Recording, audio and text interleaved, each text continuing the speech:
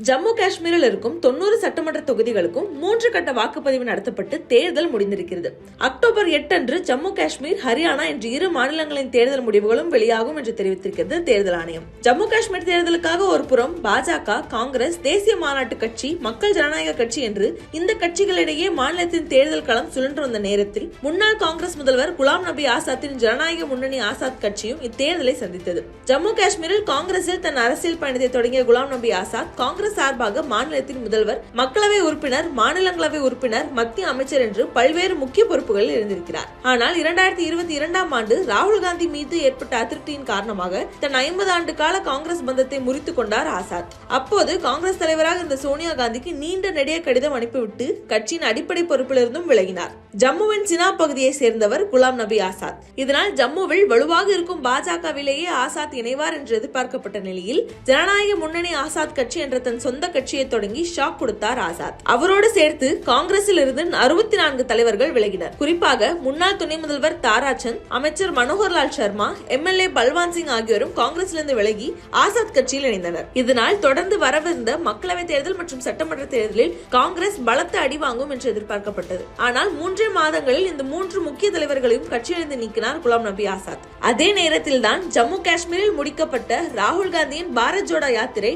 நாடு முழுவதும் பெரும் வரவேற்பை பெற்றிருந்தது. இதனால் மற்ற முக்கியமான தலைவர்களும் ஆசாத்திடமிருந்து விலகி மீண்டும் காங்கிரசிலேயே இணைந்தனர். அப்போதிருந்தே தன் சரிவை சந்திக்க தொடங்கியது ஜனநாயக முன்னணி ஆசாத் கட்சி. தொடர்ந்து வந்தது 2024 மக்களவை தேர்தல். கட்சி தொடங்கிய பின் சந்திக்கும் முதல் தேர்தல் சட்டப்பிரிவு 370 நீக்கம் போன்ற காரணங்களால் ஜனநாயக முன்னணி ஆசாத் கட்சி மீதான எதிர்பார்ப்பு கூடியிருந்தது. காஷ்மீர் பள்ளத்தாக்கு உட்பட்ட அனந்தநாக் ராஜோரி தொகுதியில் போட்டியிடப் போவதாக அறிவித்தார் ஆசாத். ஆனால் தேசிய அரசியல் தனக்கு வேண்டாம் என்றும் மாநில அரசியலேயே கவனம் செலுத்துவேன் என்றும் தேர்தல் ரேசிலிருந்து பின்வாங்கினார். டிபிஏபி கட்சி சார்பாக அனந்தநாக் ராஜோரி மற்றும் உதம்பூர் தொகுதியில் வேட்பாளர்கள் களமிறங்கிய நிலையில் இருவருமே டெபாசிட் பெற கூட தவறினர். அதே நேரம் இக்கட்சி ஒரு சட்டமன்ற தொகுதியில் கூட முன்னிலை பெற தவறியிருந்தது. ஆனாலும் மனம் தளராமல் சட்டமன்ற தேர்தலுக்காக முழுவீச்சில் தயாராகி வந்தது அந்த கட்சி. ஆனால் தன் உடல்நலக் குறைவால் தேர்தல் பிரச்சாரங்களில் கலந்து கொள்ள முடியாது என்று சொல்லி ஷாக் கொடுத்தார் ஆசாத். நான் இல்லாதது வெற்றியை பாதிக்கும் என்று எனது கட்சி வேட்பாளர்கள் நினைத்தால் தேர்தலில் இருந்து பின்வாங்கட்டும் என்று ஆசாத் அறிவிக்க உடனடியாக ஆசாத் கட்சியின் 4 வேட்பாளர்கள் பின்வாங்கினர்.